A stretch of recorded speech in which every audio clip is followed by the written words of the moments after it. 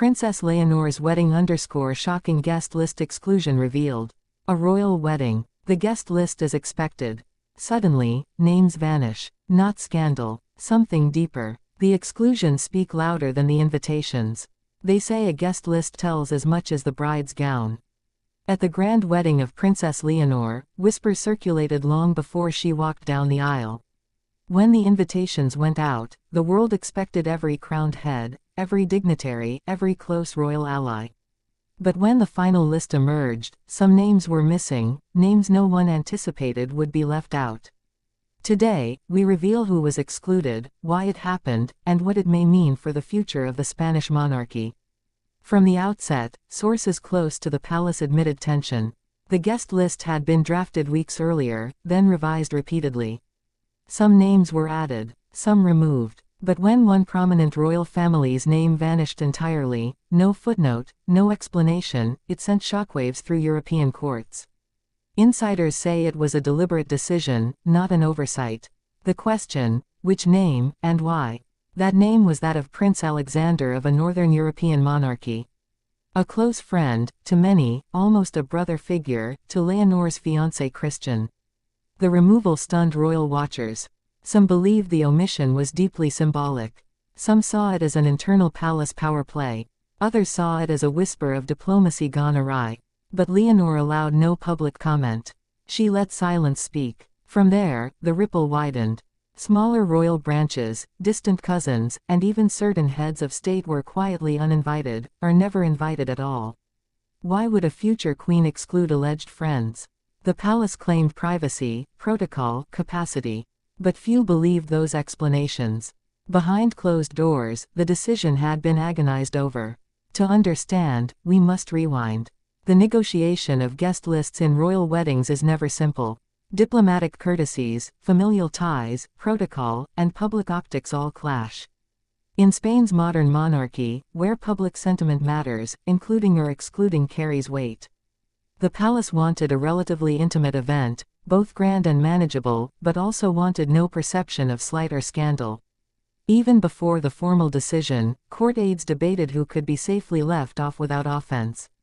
Some suggested a soft exclusion, invite the spouse, but not the royal, include a representative, not the monarch. Others resisted. But the final list would make clear boundaries, who truly matters, who belongs, who is loyal. The exclusion of Prince Alexander is more than personal. It speaks to alliances, to shifting royal networks, even to which houses the Spanish monarchy wishes to align more closely with. Alexander's absence became a symbol of distance, of tension, or of a new direction. Several months before the wedding, Alexander's name was on the tentative list circulated internally. He and Christian had attended youth functions together, collaborated on international youth causes, visited projects in Africa, and shared philanthropic visions. Their bond was real. Insiders claimed Alexander would be one of the groomsmen. Yet in the final public list, his name was nowhere to be found. Court insiders told us the decision stemmed from a subtle rift, disagreements over diplomatic commitments and concerns over overexposure.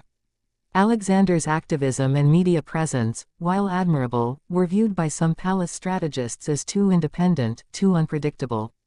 They worried his presence could eclipse the central narrative, the union of Leonor and Christian, the new royal couple as a unified front. They wanted no distractions. But the exclusion did not go unnoticed in diplomatic circles. Some royal houses passed inquiries through intermediaries. Others were quietly offended. Some assumed it was a misprint, others saw it as a slight. Social media speculation exploded. Memes, commentary, conspiracy theories. Some believed Alexander had declined, others believed the palace had cold-shouldered him. Meanwhile, lesser-known royal cousins or friends found themselves invited, some to public segments, some just to receptions. Aunts and uncles from Spain and Denmark. Carefully chosen cultural figures, artists, statesmen. But the glaring gap remained. On the day itself, photographers caught furtive glances among guests, whispered conversations among dignitaries about missing names. Some seated far apart, some side-eyeing omissions. The press cameras caught the absence, and in that void, the story echoed louder than presence. What followed was damage control. The palace released a terse statement, no offense was intended. The guest list was drawn carefully, based on seating logistics, diplomatic representation, and family closeness. Yet they declined to address individual exclusions. That silence only fueled further speculation. In private, Leonor's closest confidants say she was torn. She wished to honor old friendships, she also understood the tightrope she now walks as future queen. The exclusion weighed on her. Some nights before the wedding, she is said to have asked Christian, "Will they understand?" He reassured her, "They will, in time." Some weeks later, Alexander himself gave a public interview, careful, courteous, vague. He expressed respect for the wedding, congratulated the couple, but declined to comment further on missing invitations. His tone, gracious, dignified, but firm. Royal analysts compared this to past royal weddings. In Britain, omissions have caused feuds. In Scandinavia, guest list choices have underlined alliances. In each case, the absence signals as much as the presence. In Spain's young monarchy, these signals carry amplified weight. What does it mean for Leonor's reign? Some believe it signals a more controlled, curated monarchy, less inclusive of independent voices. Others see it as a momentary wrinkle, one that will fade. But the palace's approach raised questions. Will personal relationships be sacrificed for optics? Will friendship yield to strategy? Will future royal events be narrower, safer, more insular? In the months after the wedding, some tensions showed. Alexander's advisors reportedly reached out to Spanish courtiers, seeking private reconciliations. The couple may yet host Alexander privately, but the wedding list wound likely left a scar, visible, whispered, lasting.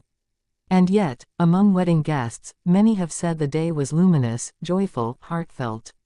Leonor's vows, Christian's promise, the public celebrations, all overshadowed the absence. But for those who watch royal dynamics closely, the missing names will not be forgotten. The guest list exclusion becomes a footnote in history, but one that reveals priorities and allegiances. It shows that even in moments of love and celebration, decisions made in secrecy can echo loudly. Princess Leonor's wedding will be remembered for the union, the pageantry, the emotion. But the story behind who walked in, and who didn't, will be dissected for years. And in that silence, perhaps the boldest message of all was delivered.